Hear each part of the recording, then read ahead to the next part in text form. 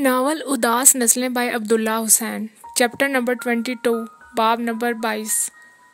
Jail जाने का ख्याल नईम के लिए अनोखा ना था। इससे पहले इसके हज़ारों साथी जेल जा चुके थे। फिर भी जेल के बड़े दरवाजे में दाखिल होते वक्त इसके जिस्म में अजीब सी सनसनाहट दौड़ गई और दिल के धड़कने की आवाज़ इसने साफ तौर पर सुनी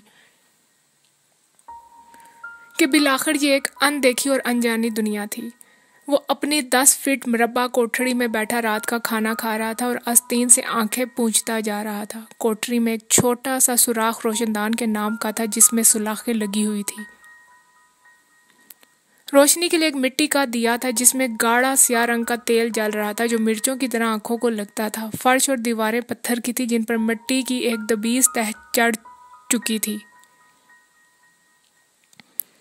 और इसमें कीड़े मकोड़े और बिच्छुओं के चलने से लकीरें बन गई थी। एक कोने में चटाई बिछी थी जो इसका बिस्तर था। सालन, नमक, मिर्च और दाल के चंद दानों को पानी में उबाल कर बनाया गया था और रोटी के आटे में रेत और मिट्टी मिली हुई थी। इसके बावजूद सारे दिन की भूख के मारे इसने बकरी की तरह वो खाना खा लिया और खाने के दौरान दिन में परेशान होता रहा कि धुआं जो बादल की तरह इसके कमरे में भर गया था किस तरह साफ होगा और वो ऐसे धुएं में कैसे सो सकेगा। लेकिन जेल में पहला दिन गुजारने का तनाव खाना खाने के बाद जब जरा कम हुआ इसे खुद ब खुद नींद आने लगी। इसने कोने में पड़े हुए एक पत्थर को उठाकर चटाई के सराने की जगह पर रखा और इस पर सर रखकर लेट गया। लेकिन थोड़ी थोड़ी देर के बाद इसको धारियों में बहते हुए पसीने को खुश्क करने के लिए उठना पड़ता। बरसात के मखसूस हबस की रात थी और नईम के इर्द गिर्द धुआं और पुरानी साल खोरदा हवा भरी तहवों में ठहरी हुई थी। एक दफा पसीना पूंछते हुए आस्तीन लगने से दीवार की मिट्टी उड़ी और इसकी नाक में झाग घुसी। वो छींकता हुआ उठकर बैठ गया। इस वक्त ये सोचकर दिल में से अफसोस हुआ कि इसके साथ निचले दर्जे के इखलाकी कैदियों का सा सलूक किया गया था। वो बहुत दिन के बाद ज़मीन पर सोया था। रात में कई बार इसकी आंख खुली और इसे इन दिनों का ख्याल आया जब वो जनूबी हिंदुस्तान के गांवों और शहरों में एक लंबे अरसे तक ज़मीन पर सोता रहा था। जब सुबह वो जागा तो आंखें बंद किए इसने आदतन अपनी बीवी को पुकारा। कमरे में वही जमूद था लेकिन धुआं गायब हो चुका था और दिन का उजाला दरवाजे में से अंदर आ रहा था। सामने जेल की ऊंची दीवार थी और धूप कहीं पर भी नजर न आ रही थी। आसमान का वही छोटा सा हिस्सा दिखाई दे रहा था जो इसने कल कोठरी में दाखिल होने के बाद देखा था। सामने एक अजीब नज़ारा था। खुली जगह में लोहे की सलाखों का एक ऊंचा और गोल सा जंगला बना हुआ था जिसके अंदर बहुत से लोग लकड़ी के एक शहतीर को खींचते हुए गोल दायरे में घूम रहे थे। गौर से देखने पर मालूम हुआ कि वे कुएं में से पानी खींच के लिए बैलों की जगह पर काम कर रहे थे। एक बदनुमा चेहरे वाला शख्स इनकी निगरानी पर खड़ा थोड़े थोड़े वक्फे पर गालियां दे रहा था। चिड़ियाघर के से इस मंजर को दिलचस्पी से देखते हुए नईम ने गिनना शुरू किया। वो तादाद में 18 थे और बराबर निगरान को और एक दूसरे को कोस रहे थे और शोर मचा रहे थे। दरवाजे की सलाखों पर हाथ रखे रखे वो इनकी इस बेहिस खुशदिली पर महजूज होता रहा। फिर अपने करीब ही एक करख्त इंसानी आवाज सुनकर वो चौंक पड़ा।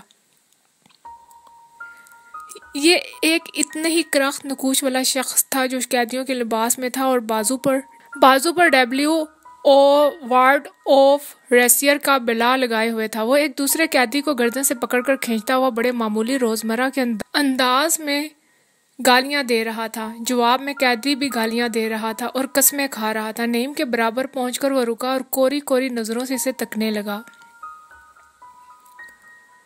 सूरज निकल आया है? नईम ने पूछा। हाँ, अभी एक चील गुजरी थी, इसने करख्त बेमायनी लहजे में जवाब दिया। जल्द ही नईम कैदियों के इस तरीक से वाकिफ हो गया जब वो खुद भी सर उठाकर आसमान के इस हिस्से को जो इनके सरों पर था देखने और परिंदों पर पड़ती हुई धूप से तुलू और गरूब का अंदाजा लगाने लगा।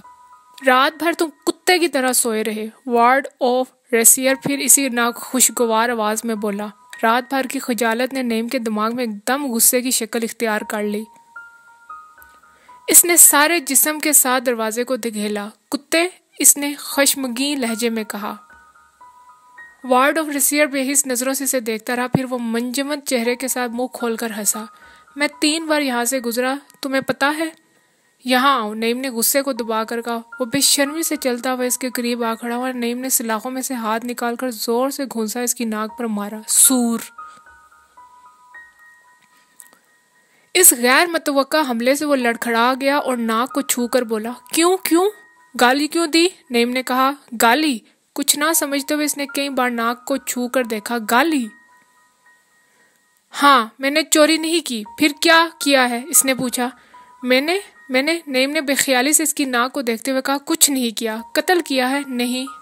जना किया है? नहीं, नईम चीखा। फिर तुम्हारा दिमाग चल गया है, वार्ड ऑफ रेसियर ने कहा। मुझ पर हाथ उठाने की सजा तुमको मिलेगी, कुत्ते के बच्चे। और नफरत से इसे देखता हुआ चला गया। नईम का जी चाहा कि दरवाजे की सलाखों को चबा डाले, लेकिन जब वो चला गया तो दफ्तन वो अपनी पेशकदमी और इस दूसरे शख्स की शदीद बेहिसी पर दिल में खौफजदा हो गया। दिन की रोशनी तेज होती जा रही थी, लेकिन धूप कहीं भी दिखाई न दे रही थी। सामने जंगले के अंदर कैदियों के पानी खींचने का नजारा करते करते अचानक नईम के दिल में एक बेकली पैदा हुई। धूप कहाँ थी और परिंदे आसमान का मुख्तसर सा हिस्सा इसकी नजरों के सामने बेरंग और वीरान था। वो कैदी जिसे वार्ड ऑफ रेसियर वहां छोड़कर गया था इसके करीब आया। मुझे मत मारना, मैंने तुम्हारा कुछ नहीं बिगाड़ा, इसके नईम की इजाजत से बाहर रहते हुए कहा। नईम खामोशी से इसे देखता रहा। इसका चेहरा भी देखने वाले में तनफर और नागवारी पैदा करता था, गो कभी खूबसूरत रहा होगा। तुम यहाँ क्यों आए हो? इसने पूछा। मुझे कुछ पता नहीं, नईम ने एक लम्हे तक सूजे हुए चेहरे के साथ देखते रहने के बाद कहा। यहाँ पर तुम कुछ नहीं छुपा सकते, 2 दिन में तुम्हारी असलियत का पता चल जाएगा। शक्ल से तो कुछ ऐसे हरामी मालूम नहीं होते। मैंने स्वराज के लिए तकरीर की थी, नईम ने जल्दी से कहा। स्वराज? आज़ादी, आज़ादी के लिए। इसकी आंखों में उम्मीद की एक रमक जाहिर हुई। आज़ादी? हम आज़ाद हो जाएंगे? नहीं, मुल्क की आज़ादी के लिए। मुल्क? और हम? पहले तुम्हारे माँ बाप और बीवी बच्चे और ज़मीनें आज़ाद होंगी, फिर जब तुम्हारी सज़ा ख़त्म हो जाएगी तो तुम भी आज़ाद हो जाओगे। हा हा हा, वो दीवानों की तरह ठटकी बांध कर हंसा। इसके चेहरे पर हंसी की रमक तक न बिखरी। नईम ने अपनी पुष्ट पर खौफ की सरसराहट महसूस की। यह तो मैं भी जानता हूँ, तब मेरे माँ बाप और बीवी बच्चे और ज़मीनें सब मर चुकी होंगी। मर चुकी होंगी? ये देखो, इसने कंधा आगे बढ़ाया जिस पर इसकी तारीख़ रिहाई 1972 लिखी थी। 48 साल और। नईम का मुंह खुले का खुला रह गया। वो दोबारा मुंह खोलकर हंसा। ये तकरीर वाली तो तुम बकवास कर रहे हो, लेकिन तुम्हारे झूठ का हमें पता चल जाएगा। चर्स पियोगे? नहीं। क्यों, पैसे नहीं है? नवाब के बच्चे, यूं तो कुत्ते की गाली पर सीख पा हो जाते हो। जाओ अपना काम करो, नईम ने खामोश गुस्से से इसे देखते हुए कहा। 2 दिन में ठीक हो जाओगे बेटा, कैदी जाते जाते मकारी से बोला। मैं तुम्हारा दोस्त हूँ, चर्च की जरूरत पड़े तो मुझसे कहना। गुस्से के साथ साथ नईम के दिल में इसके लिए रंज पैदा हुआ। एक वार्ड ने आकर इसको कोठरी का दरवाज़ा खोला और गंदम की आधी बोरी चक्की के पास ला रखी। आज शाम तक इसको ख़त्म करना है, इसने मखसूस करख्त आवाज़ में, जिससे नईम अभी आशना होता जा रहा था, कहा। और फिर जाते जाते इसकी नज़र बिन छुए खाने पे पड़ी और वो रुक गया। तुमने खाना नहीं खाया? ये जानवरों का खाना, नईम ने रुक रुक कर कहा। आहा, बैल के बच्चे, तो तुम अपनी सास के घर आए हो? फिर वो एकदम आंखें निकाल कर चीखा। सुनो, अगले हफ्ते तुम्हारा वजन होगा, अगर 1 तोला भी कम हुआ तो तुम्हें मवेशियों का गोबर खिलाया जाएगा, सुना?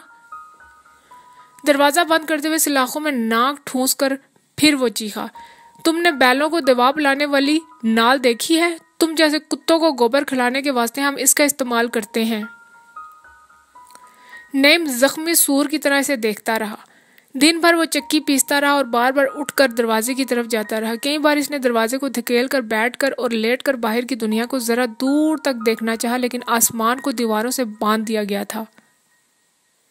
इस पर कोई परिंद ना था। दोपहर के करीब इक्का इक्की गर्म सूरज दीवार के अकब से इसके सामने आ गया और इसने घबरा कर आंखें फेर ली। धूप कड़ी और बेरंग थी। वो वापस चक्की की तरफ लौट आया और पेट में भूख महसूस कर कर खाने पर पल पड़ा। आसमान पर अभी उजाला था जब जेल का एक अफसर और एक वार्डर इसकी कोठरी में दाखिल हुए। वो चक्की पर सर रखे ऊँग रहा था। जेल के अफसर ने जूते की नोक इसकी पसली में चुभोई। तुमने डब्ल्यू और नंबर 19 को मारा था आज सुबह? हाँ, गर्दन का पसीना पूछते हुए नईम ने जवाब दिया। क्यों? ये कहते हुए कि इसने इसे गाली दी थी, नईम झिझक गया कि अब वो इन गालियों से मानूस हो चुका था। वो खामोश रहा। उठो, जेल के अफसर ने फिर इसके पहलू में जूते की नोक मारी। इसके लिए तुम्हें पानी खींचना पड़ेगा। बाहर निकलकर इसने किसी बात पर जो इसके निगरान आपस में या इसके साथ कर रहे थे ध्यान न दिया और खुशी से सर उठाकर आसमान को देखा। दोपहर की जर्द धूप में चंद कबूतर इसके सर पर से गुजर रहे थे। इसने चंद लम्हे के लिए आज़ादी का सरूर महसूस किया और आहनी जंगले में पहुंचकर इसने तेज करख्त आवाज़ों में गल मचाते और पानी खींचते हुए कैदियों को करीब से देखा। 24 घंटे तक तन्हाई में रहने के बाद इसने महसूस किया कि अब वो अपने दोस्तों और साथियों में आ गया है। वो बदनमा शख्स जिसे इसने मारा था इसे कतार में खड़ा करके रस्सा पहनाने लगा। एक और बैल आया है, कतार में से आवाज़ आई। सूर की तरह पला हुआ है, दूसरे ने कहा। कतार में से जोरदार हंसी की आवाज़ बुलंद हुई। नईम का जी इस खुशदिल गिरोह के साथ घुलने मिलने और बातें करने को चाहने लगा। इसने अपने साथ वाले से पूछा, तुम किसान हो? मैं बैल हूँ, इसने ऊंची आवाज़ में जवाब दिया। पसीने में भीगे हुए हांफते हुए कैदियों की कतार पर से हंसी की आवाज़ उठी। हर चक्कर पर वार्ड ऑफ रेसियर इसकी पसलियों पर छड़ी मारता जा रहा था। पहले चंद चक्कर तो बाहर आने की खुशी में इसने आसानी से मुकम्मल कर लिया, फिर इसकी कमर और टांगों में सख्त दर्द होने लगा।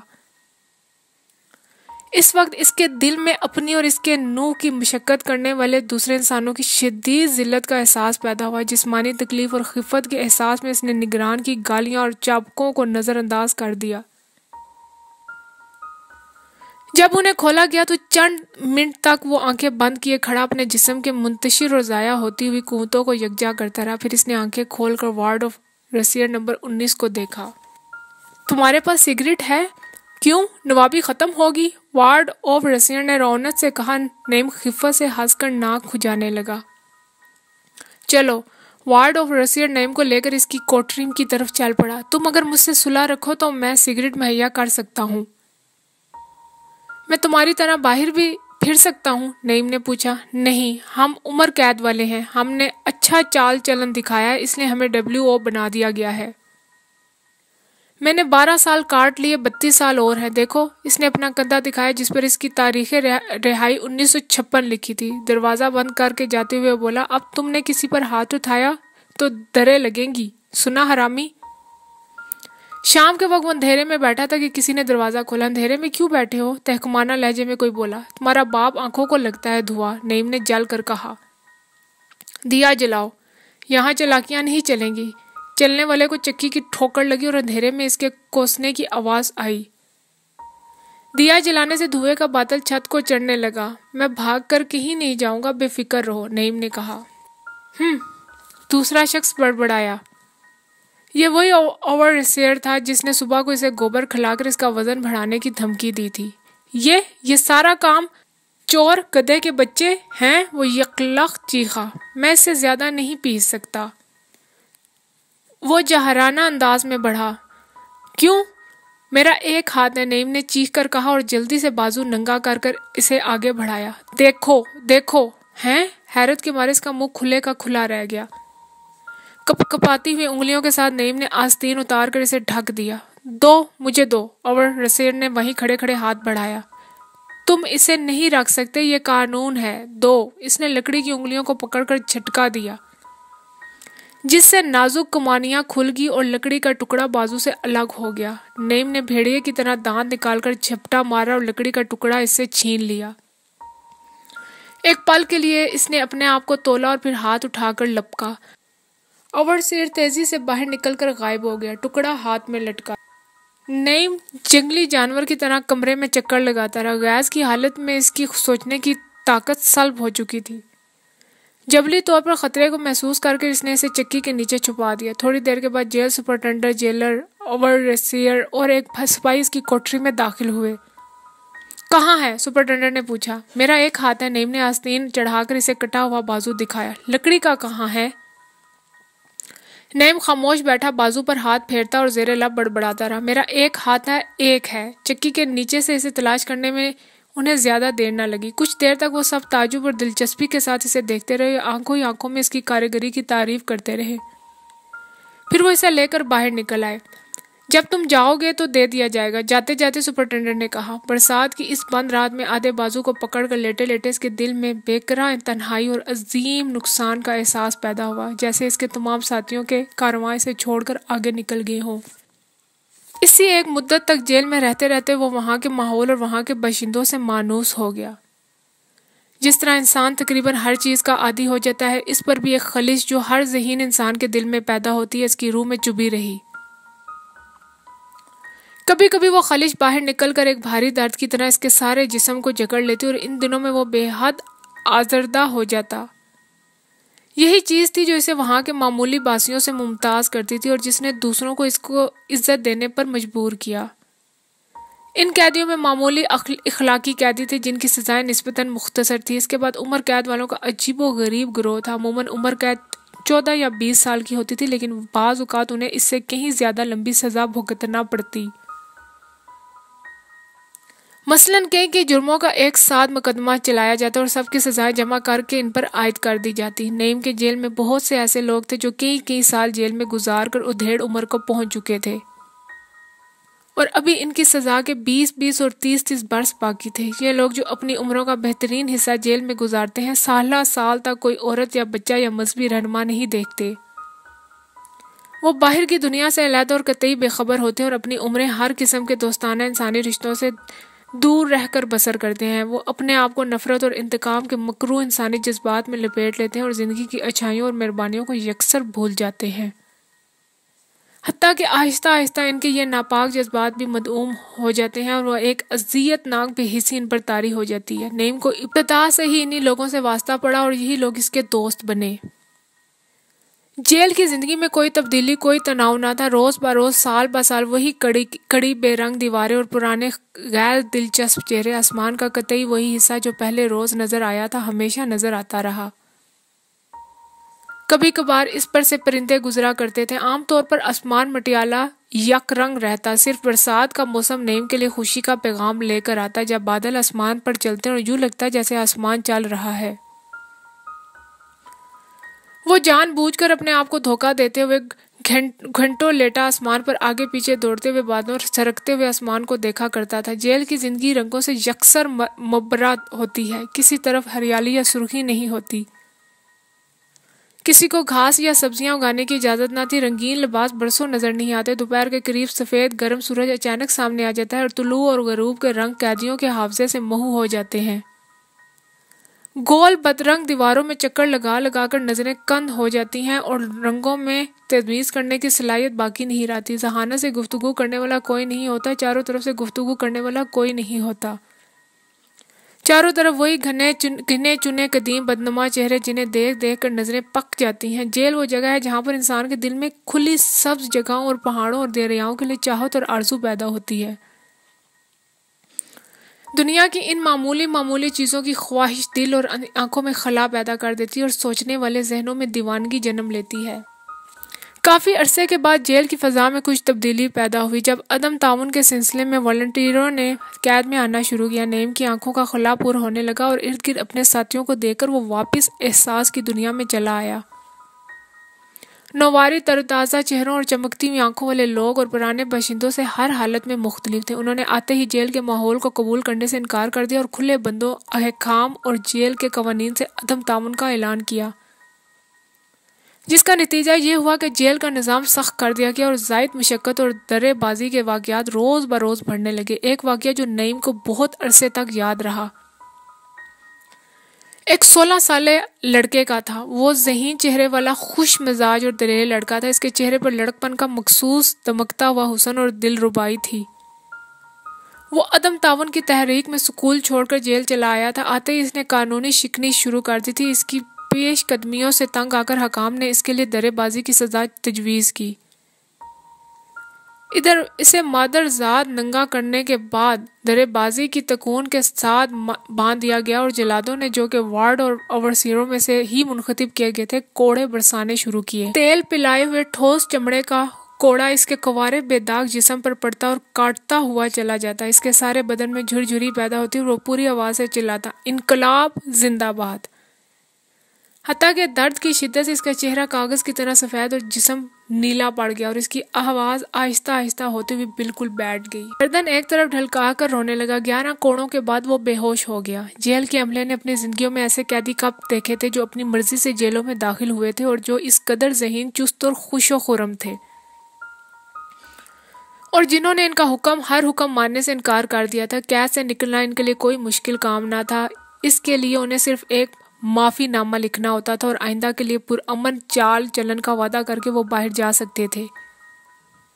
इनके बारे में जेल के अमले को आला हकाम की तरफ से ख़ास हदायत मौसूल थी। इन दिनों में इन जेलरों को ख़ास तरक्कियाँ और खिताबात अता किए गए जिनका सलूक कैदियों के साथ खुसूसी तौर पर संग दिलाना था। एक मरतबा नईम के साथ वाली कोठरी में कुछ देर के लिए चंद खातून कैदियों को रखा गया जो अदम ताउन के सिलसिले में कैद हुई थी। वो तालीम याफ्ता और मोज़िब तबके की औरतें थीं, लेकिन उन्हें पुख्ता और आदि मुजरिम औरतों की ज़ुबानी जिनके साथ उन्हें ठहराया गया था कुछ इस किस्म की बातें सुनना पड़ी। तुम तो बड़ी खूबसूरत हो, जेलर के साथ सो तो छूट जाओगी, अफीम लोगी, तुम्हारे खामद नामर्द हैं जो यहाँ आ गई हो। इसके अलावा गंदे अल्फाज और गालियों की भरमार थी जो इस आफत खेज दौर में हिंदुस्तान की हज़ारों मुहज़्ज़िब औरतों को सहना पड़ी। नईम ने दिल में फैसला कर लिया कि वह अपनी बीवी को कभी जेल में ना आने देगा। साल के आखिरी दिनों में रोशन आगा के सियासी दोस्तों की मजालिस मुनक्किद हुई जैसे गुज़िश्ता कई बरसों से होती आ रही थी। ये लोग मुल्क की मतवाज़ी सियासी जमातों में एक से ताल्लुक़ रखते थे और अपने आप को लिबरल कहकर पुकारते थे। ये बारसूख और रोशन ख्याल ताल्लुकादार तबके से ताल्लुक़ रखने वाले तकरीबन सब के सब आला तालीम याफ्ता ज़हीन और तन आसान लोग थे जिनके पीछे शानदार ख़ानदानी रवायात थी। ये लोग सियासत में दिलचस्पी रखते थे। दिसंबर की वो सर्द सुबह रोशन महल में चहल पहल लेकर आई थी। बड़े गेट पर बहलियाँ रुकी थीं और अंदर बरामदे के सामने मोटर गाड़ियों की कतार थी। ये दिल्ली के जाड़ों का खूबसूरत तरीन दिन था जबकि रात भर की पड़ी हुई शबनम खुश्क हो चुकी थी और मेहमान जो ज्यादातर सुबह के अंग्रेजी लिबास में थे हल्के रंग की टाइयां और शोख रंग स्कार्फ लगाए हाथों में सिगरेट सिगार और संतरे के रस के गिलास थामे बाहर सब्जे पर निकल आए थे। कई एक सब्जे पर बिछे हुए सफेद भेद के मोढ़ों पर बैठे सस्ता रहे थे। एक अंग्रेज खातून जो हिंदुस्तानी लिबास में थी मोढ़े की पुष्ट पर छोटी सी फूलदार छतरी लगाए तीन मर्दों के साथ बैठी फलों का रस पी रही थी। इसने आंखों पर ऐनक लगा रखी थी। Grep fruit. खातून के पास बैठे हुए एक मर्द ने करीब से गुजरते हुए बैरे से कहा। बैरा मुस्तदी से झुकने के बाद इनकी तरफ लपका और पल पल के मौजूद मेहमानों के लिए ग्रेप फ्रूट का रस ले आया। वो सब दो दो चार चार की टोलियों में बटे हुए धीमी मुलायम आवाज़ों में गुफ्तगू कर रहे थे। खिलाफ मामूल आज सुबह इस्तकबाल के रस्मी फ़राइज़ अंजाम देने के लिए कोई नज़र ना आ रहा था। खाला बीमार थी और परवेज़ की तैनाती ज़िला में कहीं हो चुकी थी और अजरा इन दिनों रोशनपुर में थी। चनाचा नौवारिद मेहमानों की गाड़ियों से उतरते ही रोशन महल का एक मुलाजिम अदब से झुककर इतला देता कि रोशन आगा फलाह मेहमानों के साथ अंदर मजलिस के खुसूसी नशिस्त के कमरे में और बाकी मेहमान बाहर धूप में हैं। आने वाला अपनी मर्जी के मुताबिक अंदर या बाहर की तरफ बढ़ जाता, लेकिन जाड़ों की इस सुबह को ताज़ा चमकदार धूप आंखों को बहुत भली लग रही थी और सब्जे पर फैला हुआ उजला मजमा नौ वारदों को अपनी जानिब खींच रहा था। रोशन आगा अपने अहम मेहमानों के साथ संजीदा गुफ्तगू में महू थे कि बाहर दो घोड़ों वाली एक बहली आकर रुकी और इसमें से तीन मेहमान उतरे। तीनों उधेड़ उम्र के थे। एक ने कश्मीरी भरमानों का और दूसरे ने मरहटों वाला लिबास पहन रखा था। तीसरा दुबला पतला लंबूतरे चेहरे वाला आदमी अंग्रेजी लिबास में था और आंखों पर सुनहरी फ्रेम का चश्मा लगाया हुआ था। तीनों सीधे अंदर की जानिब बढ़े। उन्हें बरामदे में आता देखकर रोशन आगा अपनी जगह से उठ खड़े हुए। हम अंदर आ सकते हैं? दरवाजे में रुक मरहने ने अपनायत और अधेड़ उम्र खुश तबई के लहजे में कहा। रोशन आगा वहीं खड़े खड़े दोनों बाजू फैलाकर बोले, हर वो आली ज़र्फ रूह जो दुनिया में आई इन दरवाज़ों पर इज्जत और मोहब्बत से कबूल की जाएगी। फिर उन्होंने आगे बढ़कर तीनों का पुरजोश इस्तकबाल किया। दूसरे मेहमान अपनी अपनी जगह पर उठ खड़े हो गए और इनके मेज़बान ने नौ वारिद मेहमानों का तारुफ कराया। हिंदुस्तानी लिबास में दोनों शख्स बिल तरतीब पूना और बम्बई से आए हुए थे और मजलिस खदाम हिंद से ताल्लुक़ रखते थे। दुबले चेहरे वाला शख्स लखनऊ के एक मशहूर अंग्रेज़ी अखबार के अमले का मुमताज़ रुकन था। थोड़ी ही देर में तीनों मेहमान आराम से धंसकर सोफों में बैठ चुके थे और काफ़ी पी रहे थे जिसकी ख्वाहिश उन्होंने खुद ही जाहिर की थी। उन्हें देखकर बाहर के लोग भी अंदर आकर बैठ रहे थे। हर तरफ गर्म जोशी मसाफों और इस्तकबालिया जुमलों का शोर था। थोड़ी ही देर में नशिस्त का कमरा लोगों से भर गया। लंबे रेशमी पर्दे इकट्ठे कर दिए गए और खुले दरीचों में से सुबह की धूप अंदर आने लगी। बाहर जो ग्रुप बने हुए थे टूट कर बिखर चुके थे, चनाचा नए नए साथी मिल जाने पर गुफ्तगू फिर शदोमत से शुरू हो चुकी थी।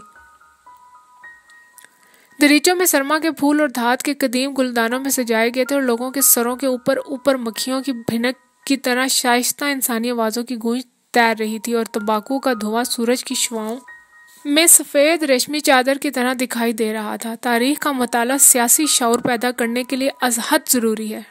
डॉक्टर उम्बीदकर जिनकी जागीरें ओद के इलाके में थी, पाइप मुंह में डाले डाले साथ बैठे हुए एक सफ़ेद फाम शख्स से कह रहे थे, हमें मुत्तअद ऐसे वाक़यात मिलते हैं जब कौमें तारीख के इल्म की कमी वजह से सियासी जद्दोजहद हार गईं।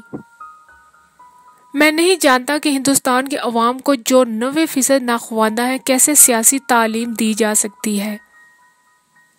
ये जो बाज़ लोग अवामी तहरीकों का चर्चा कर रहे हैं, ये किस हद तक दानिशवरी है, आप बता सकते हैं? अजीम इनकलाब फ्रांस या हाल की बात करें तो रूसी इनकलाब जो रनुमा हुआ था, मुख्तलिफ हालात और तारीखी पस मंज़र और कतई मुख्तलिफ किस्म के अंसर के हाथों,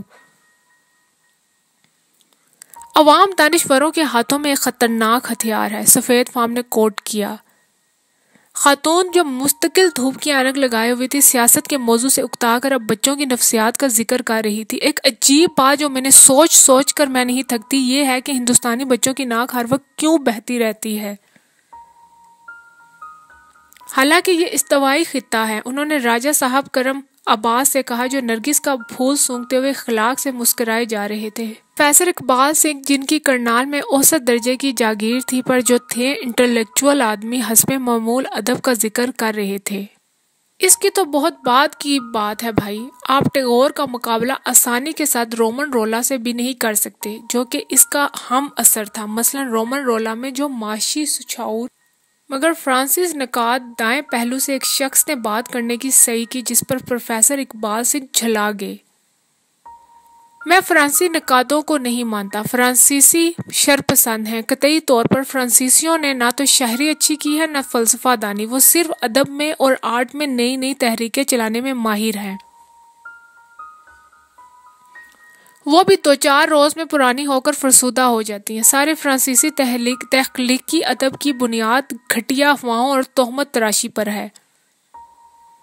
गोथक तर्ज तामीर हिंदुस्तान से ही एशिया और अफ्रीका में फैला। अगले सोफों पर बात हो रही थी। अफ्रीका में लाहौल वाला कुव्वता, किसी ने कहा।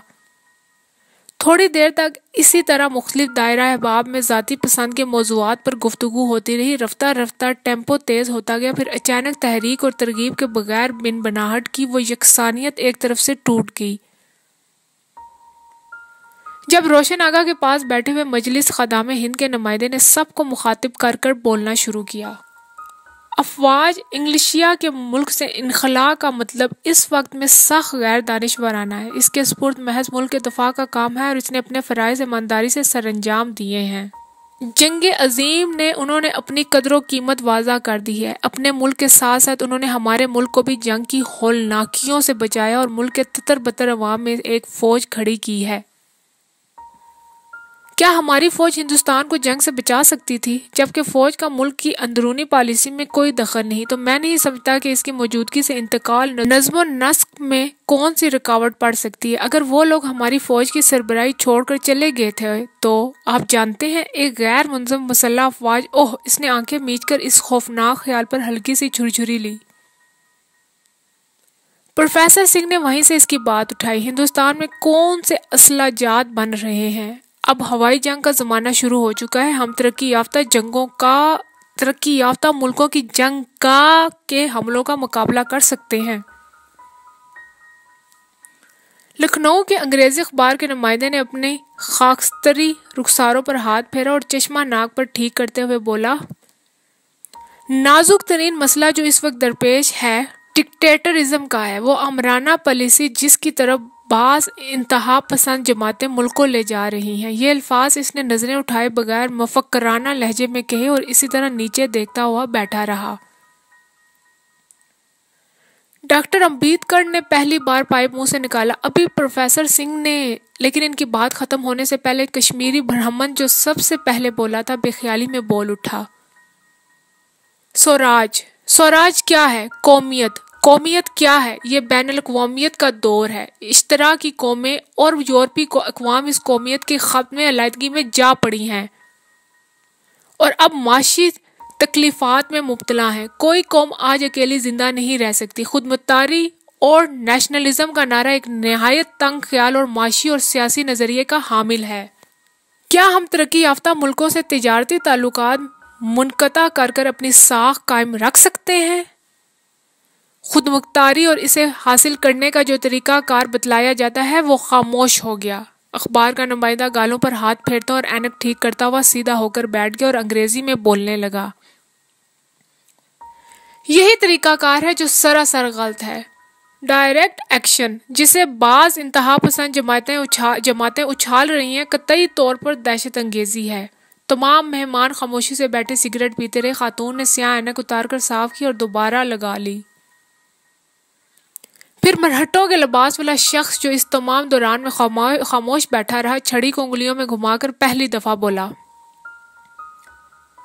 दूसरों पर एतराज़ात करने से पेशतर बेहतर है कि अपना नुक्ता नज़र वाज़ा किया जाए। हर बात हर वक्त के और हालात के मुताबिक वकूफ़ पज़ीर होती है। अभी वो वक्त नहीं आया कि हम मरकज़ी हुकूमत की बाग ढोर संभाल लें। दिफा या खारजा पॉलिसी से ताल्लुक़ नहीं है, लेकिन वज़ारत ख़ज़ाना और मुल्क का आम बंदोबस्त हमारे हाथों में होना चाहिए। इसका मतलब, इसने छड़ी उठाकर एक पल को सवालिया नजरों से चारों तरफ देखा, फिर फैसला कुन अंदाज में छड़ी जमीन पर टेकते हुए बोला, डोमेनियन स्टेटस। इसके बावजूद सुबह का ज्यादातर वक्त दूसरों पर एतराज़ात करने में सर्फ हुआ। दोपहर के वक्त करीब सब मेहमान इस कार्रवाई से उकता गए और खाली खाली नजरों से खिताब करने वालों को देखने लगे। वाज़ा तौर पर दोपहर के खाने का इंतजार हो रहा था। ये दावत इन दावतों में से थी जिनके लिए रोशन महल मशहूर था। खाने के बाद मौज़ी मेहमानों की गरानी तबाह का ख्याल करते हुए उजलत के साथ एक रेजोल्यूशन पास किया गया, जिसमें मुल्क की इंतहा पसंद जमातों की दहशत अंगेज कार्रवाइयों की मजम्मत की गई और डोमेनियन स्टेटस का मुतालबा किया गया। ज्यादातर मेहमान गुनूदगी की हालत में थे और बाज़ सोफों पर दराज बाकायदा कैलूला कर रहे थे।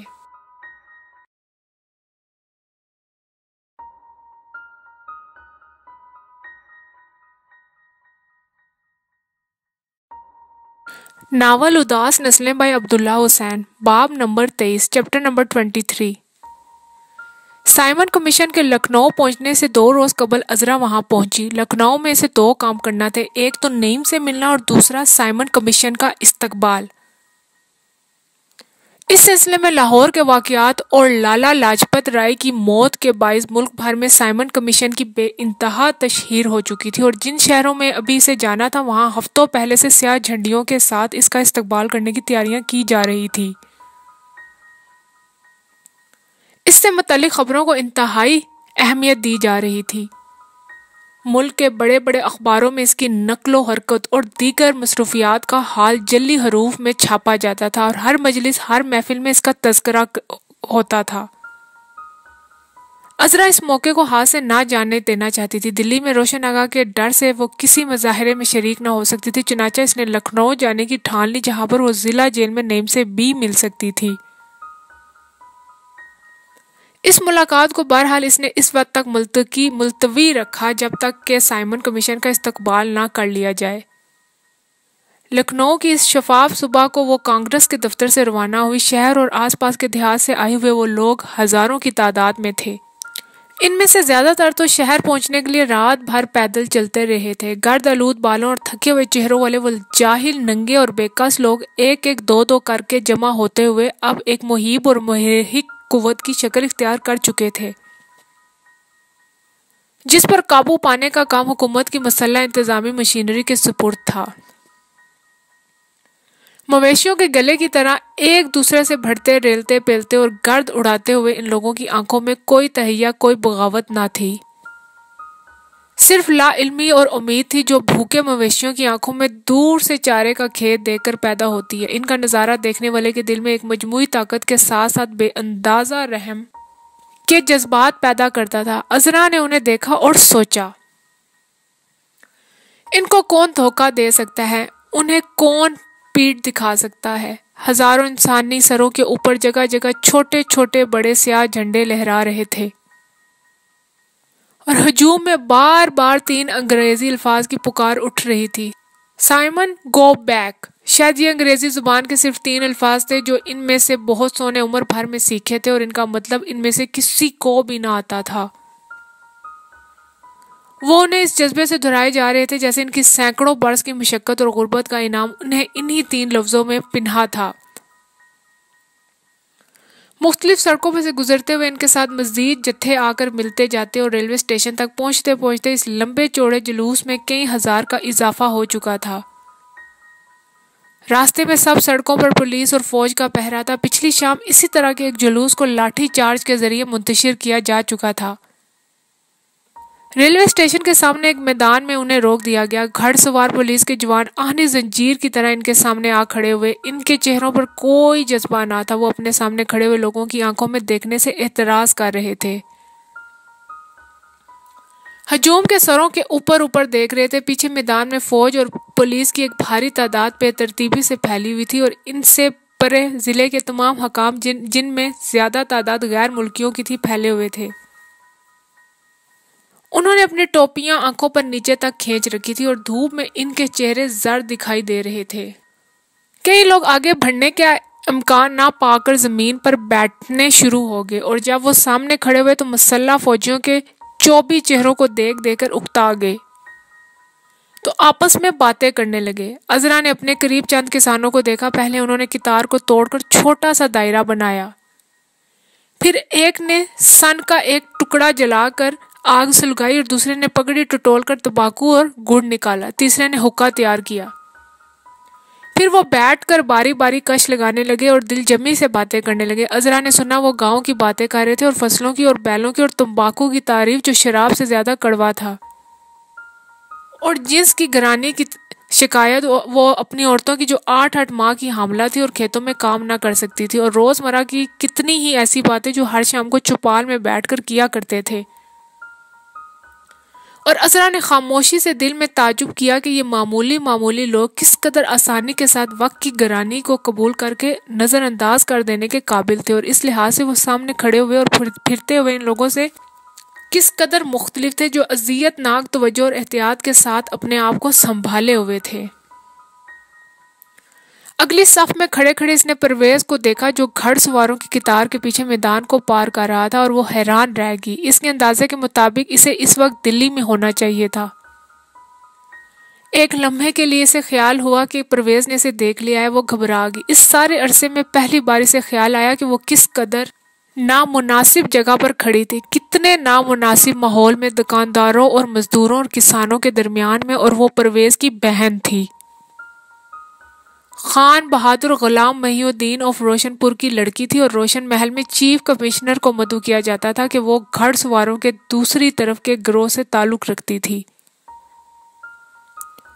और इस तरफ खड़ी थी तन्हा गैर महफूज। इसे दिल में शर्म महसूस हुई। इसी वक्त पुलिस के जवानों की कतार बीच में से टूटकर सामने से हट गई और सामने गर्द का तूफान दिखाई देने लगा। देखते ही देखते वो गर्द में से निकल आई। ये घड़सवार फौजियों की कतार थी जो मैदान के सारे तोल में फैली हुई थी और तेजी से इनकी तरफ बढ़ रही थी।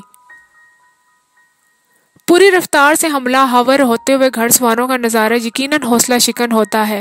हजूम की पहली कतारों में हलचल मच गई और लोग अपनी अपनी जगह से उठने लगे। फिर यक बे किसी अनदेखी ताकत के तहत मजमा साकत हो गया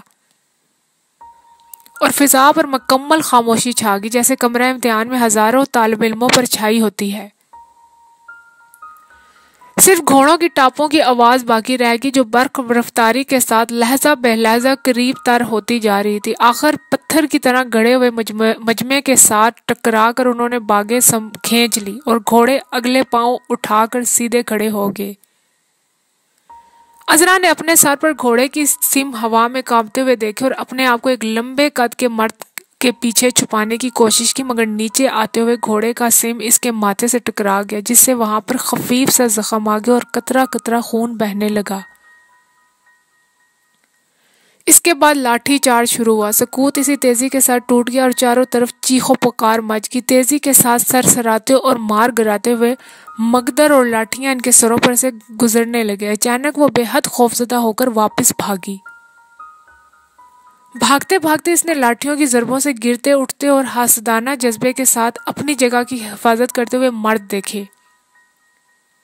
इनके हाथ वापस मार गिराने के लिए बेचैन हो रहे थे और इनके चेहरे शदीद नफरत से स्याह हो गए थे और गुस्से, जिल्लत और जिस्मानी तकलीफ के सारे दांत नंगे करके वो जमीन में से उठ रहे थे। अजरा ने पीछे मुड़कर देखा। इसे घड़सवारों के चंद चेहरे दिखाई दिए। इन पर भी वही शदीद नफरत और तनाव था। दफ्तन के हराम और अफरा तफरी के इस वक्त में अजरा के दिमाग ने बेहद वाज़ा तौर पर काम करना शुरू कर दिया। इसने सोचा कि किस तरह इंसानों के दो ग्रोहों बगैर किसी देरेना अनाद और जान पहचान के नफरत और इंतकाम के जज्बात लेकर अचानक आमने सामने आ खड़े होते हैं कि हाकिम और महकूम ग्रोहों के दरमियान इस तीसरे ग्रोह की जो महकूम ग्रोह में से चुना जाता है और हथियारों के तौर पर इस्तेमाल होता था, किस कदर लायानी और मज़ाहिका खेज पोजीशन है। चंद लम्हों के अंदर अंदर ख्याल की ये तेजी गायब होगी और वही कन्फ्यूजन फैल गया। लेकिन यह वक्त इसे बहुत देर तक याद रहा और इस वाक़ये के गुजर जाने के बहुत अरसे के बाद इसने नईम से इसका जिक्र किया कि किस तरह खतरे और अबतरी के लम्हे में इसका जहन हैरत अनाक तौर पर वाज़ा और तेज था। हजूम के अकब में इसने एक शख्स को देखा जो उल्टे पांव भागते हुए मजमे की तस्वीरें ले रहा था। वो माथे के जख्म पर से कपड़ा हटाकर ऐन इसके सामने जा खड़ी हुई। मुख्तसर सी मजम्मत के बाद जो लोग शदीद होती हुई ज़रबों से बिलबिलाकर भाग उठे, हमलावरों ने कुछ देर तक इनका ताकुब किया, फिर रुक गए। मजमा आगे जाकर ठहर गया और इस वक्त तक रुका रहा जब तक कि साइमन कमीशन के अरकान गाड़ी से उतरे बगैर लखनऊ स्टेशन पर से खामोशी के साथ गुजर न गए। नईम की मशक्कत में नुमाया तौर पर कमी कर दी गई थी और अब वो महज कैदियों के फटे पुराने कपड़े मरम्मत करने का काम मुकर्रा वक्त पर करता था। आहिस्ता आहिस्ता इसने सीने सलाने में काफ़ी महारत हासिल कर ली और इस काम से खुश रहने लगा। इस रोज़ वो आहनी जंगले से टेक लगाए बैठा एक कमीज सी रहा था कि नो कॉन्विक्ट ओवरसीर 19 को इसके करीब आकर बैठ गया। इसके अकब में शोर मचाते हुए कैदी पानी खींच रहे थे और धूप सीधी इनके सरों पर पड़ रही थी। नंबर 19 कॉन्विक्ट ओवरसीर ने शीशे का एक छोटा सा टुकड़ा जेब से निकाला और इसमें देखकर दाढ़ी के सफ़ेद बाल नोचने लगा। नईम अपने काम में मसरूफ रहा और कॉन्विक्ट ओवरसीज ने एक बार खांस कर और पांव जमीन पर रगड़कर हस्बे मामूल अपनी आमद की इत्तला दी। जब नईम ने इसे कोई अहमियत ना दी तो इसने अपनी टांगे जो वो पहले ही पसारे हुआ था बढ़ाकर ऐन इसकी नाक के नीचे रख ली। क्या कर रहे हो? इसने शीशे में देखते हुए पूछा। अंधे हो? नईम ने जवाब दिया। मैंने किसी लंचे को आज तक कपड़े सीते हुए नहीं देखा। बेकार बातें मत करो, नईम ने उकताकर कहा और कॉन्विक्ट ओवरसीर के पांव में सुर्ख कच्ची खाल का नया जूता देकर वो इसकी टांगे पसारने का मतलब समझ गया। इसका जी चाहा कि नए खूबसूरत जूते की तारीफ करे कि जेल में ऐसी चीजें कम देखने में आती थी, मगर वो जूते के मालिक से इस हद तक उकता चुका था कि खामोशी से कमीज पर झुका रहा और कॉन्विक्ट ओवरसीर शीशे में देखकर बाल नोचता और पांव हिलाता रहा। तुम कितने बरस के हो? नईम ने कपड़ा सीते सीते पूछा। 35। कितनी सजा बाकी है? 40। बाहर जाने से पहले मर जाओगे? पता नहीं, शायद। फिर दाढ़ी में से सफेद बाल क्यों निकालते हो? वो शीशा जमीन पर रखकर दाढ़ी खुजाता हुआ सोचने लगा, फिर कहका लगाकर हंसा। सूर, तुम क्या सोचते रहते हो? वो यकीनन अच्छे मूड में था क्योंकि इसने पांव आगे खिसकाया और बोला, तुमने मेरा जूता देखा? नहीं, नईम ने जल कर कहा। हा, लुमड़ी के बच्चे, देखो कैसा खूबसूरत है। पता है मैंने कैसे लिया है? नईम खामोशी से कपड़ा सीता रहा। इसने जूता उतारा और इस पर बच्चे की तरह प्यार से हाथ फेर कर बोला, 10 महीने तक मैं इसकी राह देखता रहा। करमचंद को जानते हो? वो लंबा अफीमची जो 5 साल बाहर गया था। इसे साल भर तक मैं अफीम खिलाता रहा। जब जाने लगा तो बोला, उस्ताद तुम्हें दुनिया से क्या चाहिए? मैंने कहा, मेरे पीर की दरगाह पर सलाम पहुंचा आइयो। फिर मैंने सोचा, मुद्दत हुई मैंने नया जूता नहीं पहना, पीर को गोली मारो। तो इस दिन का गया हुआ कल वो हरामी लौटा और इसे बाहर वाली नाली में रख गया। रात भर मैं इसे निकालने में लगा रहा। जब निकला तो भीगे हुए चूहे की तरह दिखाई दे रहा था, पर इसे मैंने निकाल कर ही छोड़ा। तुम्हारा बाप भी ना इसे निकाल सकता। देखा, अच्छा है ना? काफी देर के बाद नईम ने तल्खी से कहा, हाँ, तुम जलते हो इसीलिए इसकी तारीफ नहीं करते। इसे निकालने में मेरी खोपड़ी पर 13 जख्म आए हैं। तुम्हारी शेखियां सुन सुनकर मेरे कान पक गए हैं। चुप रहो। वो गिराया और शीशा उठाकर दाढ़ी साफ करने लगा। दोनों खामोश बैठे अपना अपना काम करते रहे। फिर कॉन्विक्ट ओवरसीर यकलख्त पुकार उठा, हरामजादा। नईम ने सर उठाकर देखा। पिस्सू है। इसने पिस्सू को उंगलियों में मसला, जिससे खून इसके पोरों पर फैल गया। ये गाली, पिस्सू दाढ़ी में भी घुस आते हैं। वो वैश्यों की तरह नाखूनों से दाढ़ी खुजाने लगा, जिससे इसके गाल जगह जगह से जख्मी हो गए और इनसे खून रिसने लगा। नेम तमस्खुर से हंसा। देखो, कॉन्विक्ट ओवरसीर ने उंगली उठाई। मैं चाहे मरूं या जिंदा दुनिया में चला जाऊं, मेरी दाढ़ी मेरी अपनी है, मेरी। इसने उंगली सीने पर बजाई। तुमने इसमें दखल दिया तो तुम्हारी दाढ़ी जला दूंगा। दोनों फिर अपने अपने काम में लग गए और जरा देर बाद कॉन्विक्ट ओवरसीर ने शीशा जेब में डाला और उठ खड़ा हुआ। आज मुलाकात है, हैं? आज मुलाकात है? नईम चौंका। हाँ, तुम्हारी बीवी आएगी। पता नहीं, तुम्हारी? नहीं, मेरी बीवी अब दूसरे मर्द के साथ रहती है। वो जाने के लिए मुड़ा, फिर रुक कर बोला, पहले हर साल आया करती थी। एक दफा मैंने पूछा, तुम्हारी ख्वाहिश नहीं होती? कहने लगी, होती है। मैंने कहा, जाओ, जिस मर्द के साथ जी चाहे रहो, मुझे इसकी परवाह नहीं। इसके बाद वो नहीं आई। कुछ देर तक वो वहीं खड़ा हथेली फैलाकर इसमें देखता रहा, लेकिन कभी कभी मुझे याद आती है। नईम इसे जाते हुए देखता रहा, फिर उठकर दाढ़ी मुड़ने और बाजू हासिल करने के लिए चला गया। दोपहर के बाद मुलाकात शुरू हुई। हस्बे मामूल कैदी और मुलाकातियों को साथ साथ की टोलियों में आमने सामने 10 गज के फासले पर खड़ा कर दिया गया। नईम ने दाढ़ी मुड़ ली थी, लेकिन इस रोज वो अपना बाजू हासिल ना कर सका, जैसे कि वो हमेशा मुलाकात से पहले चंद मिनट के लिए हासिल कर लिया करता था। अजरा बाएं कोने में खड़ी थी। वो इसके सामने वाली जगह पर जाकर खड़ा हो गया। इतने फासले पर से और ऐसे जमघट्टे में खुशामदीद के अल्फाज अदा करना नामुमकिन था। चनाचा कुछ देर वो खामोश खड़े रहे। फिर अजरा ने जेब से अखबार निकाल कर लहराया। हमने कल साइमन कमीशन के लिए मुजाहिरा किया था। नईम को एक लफ्ज सुनाई ना दिया। तमाम कैदी और मुलाकाती बैक वक्त चला चला कर बातें कर रहे थे। हमने साइमन कमीशन का काली झंडियों से जुलूस निकाला। वो दोबारा चलाई, ये देखो, ये तस्वीर, मेरी तस्वीर लो। इसने अखबार नईम की तरफ बढ़ाया, जिसे निगरान है मुलाकात ने आहिस्तगी से इसके हाथ से पकड़ लिया। वो चिल्लाती रही, हमने उन्हें यहाँ पर उतरने नहीं दिया। वो चोरों की तरह स्टेशन पर से चले गए। मुझे जख्म आ गया था। ये इसने माथे पर से कपड़ा उठाकर दिखाया। नईम को यह सुनकर खिफत हुई। वो गैर शौरी तौर पर अपनी बीवी और इसके खानदान पर मतफखर था। तुम्हें घर पर रहना चाहिए, इसने तलखी से कहा। हैं? तुम्हें घर पर रहना चाहिए, इसने दोबारा कहा। अजरा ने कुछ न सुना। वहां परवेज भी था। वहां पर वो बोलती रही। इस वक्त नईम को खुले दरवाजे में से बाहर का नज़ारा दिखाई दिया। एक औरत हाथ में सब्जी का थैला लटकाए गुजर रही थी। एक बच्चा इसके दामन थामे साथ साथ चल रहा था। इसने मशहूर होकर एड़ियां उठाई और अजरा के कंधे के ऊपर से बाहर देखने लगा। एक ख्वाबनाक कैफियत इसके सारे वजूद पर तारी होगी, जिसमें इसके कान कभी कभी काम करना शुरू कर देते थे और अजरा की आवाज़ सुनाई देती। इसकी तमामतर कुव्वतें आंखों में मरकूज हो चुकी थी। सब्जी से भरा हुआ एक ट्रक गुजरा, जिसमें से चंद शलगम गिरकर सड़क पर बिखर गए। फूलदार छाते वाली एक औरत तांगे बैल कुत्ते एक खूबसूरत कुत्ते को देखते रहने की कोशिश में वो खिसकता खिसकता साथ वाले कैदी की बगल में घुस गया, जिसने धिक्के देकर इसका तिलिस्म तोड़ दिया। वो खाली खाली नजरों से इधर उधर देखने लगा। इसके साथ वाले 2 कैदी बैक वक्त पूरी आवाज से चिल्ला रहे थे। लाल गाय ने क्या दिया है? एक ने पूछा। 2 रुपए, इस औरत ने चिल्लाकर दूसरे की बात का जवाब दिया, जो अपने मुलाकाती से ज्वार का भाव पूछ रही थी। 2 रुपए मन?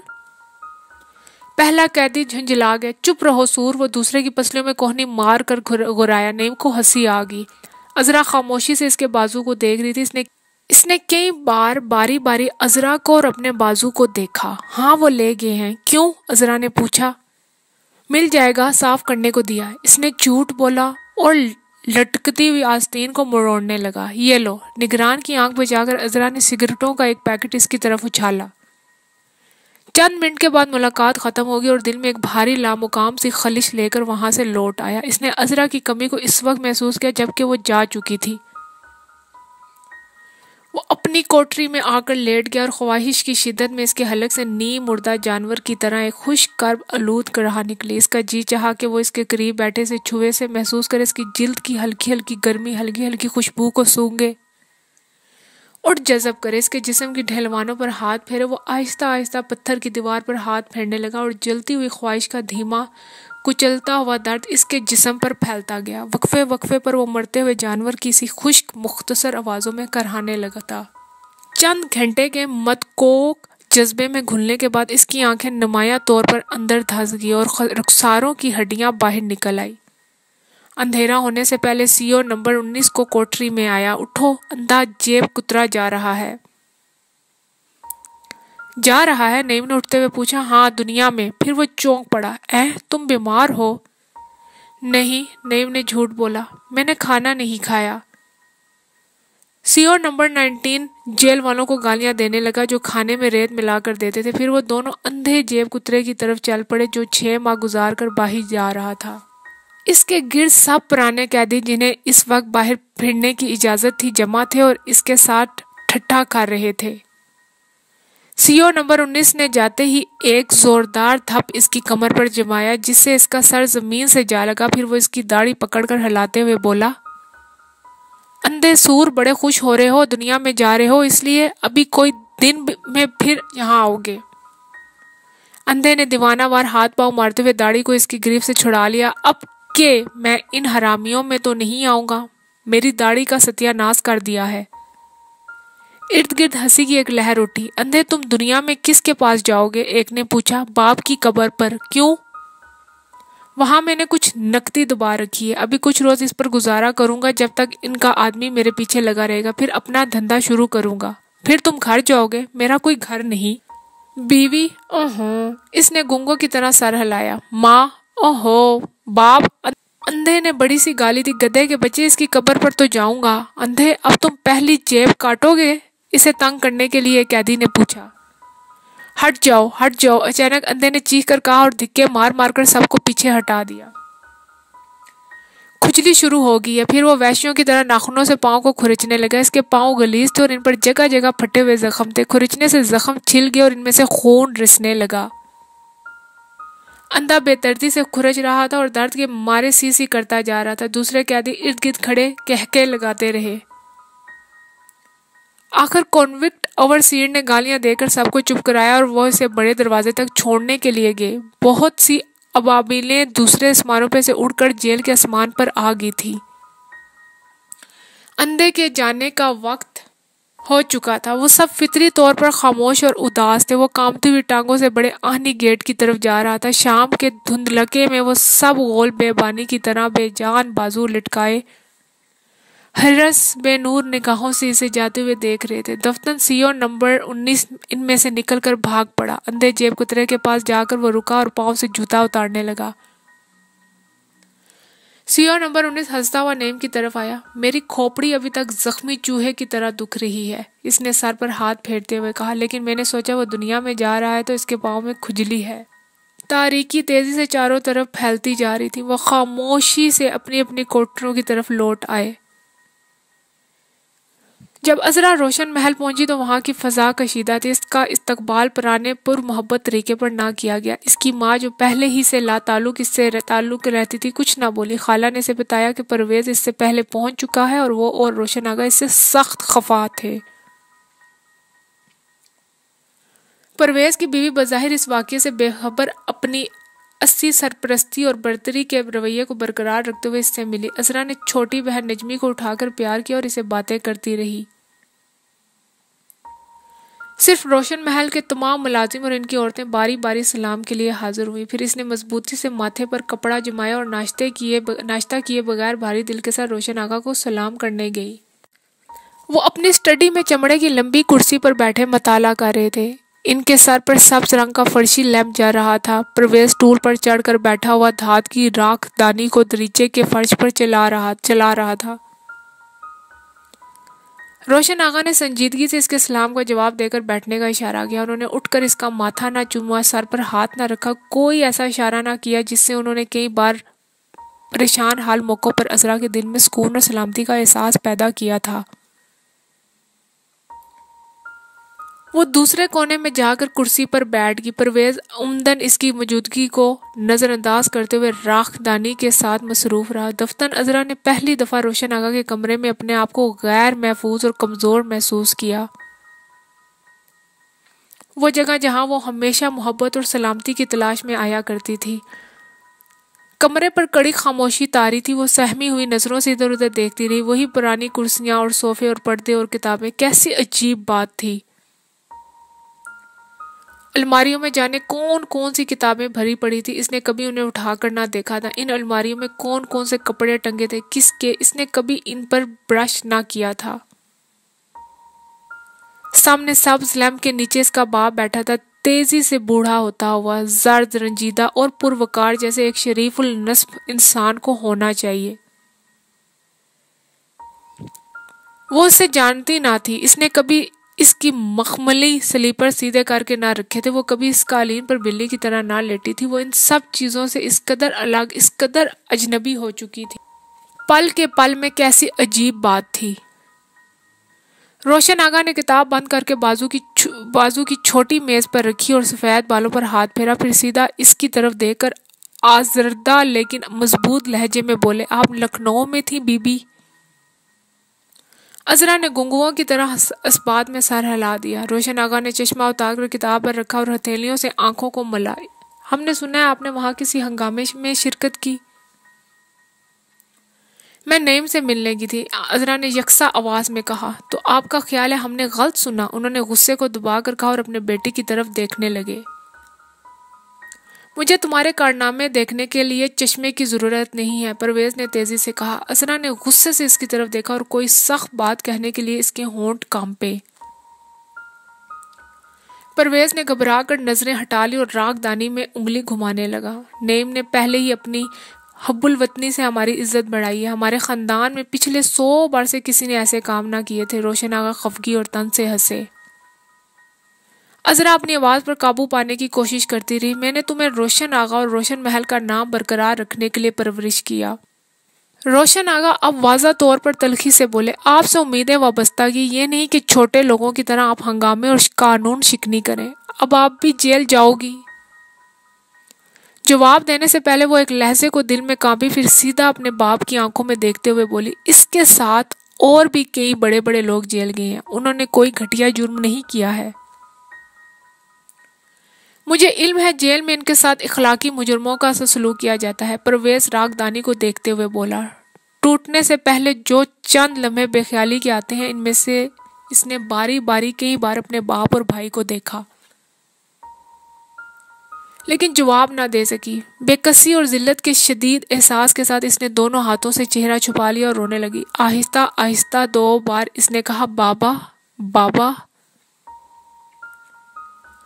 चंद तवील लम्हों तक दोनों मर्द पेशानी से इसकी तरफ देखते रहे। फिर परवेज़ स्टूल से उतरा और बाहर निकल गया। रोशन आगा ने चश्मा आंखों पर लगाया और दोनों हाथ कुर्सी के बाजुओं पर फहराने लगे।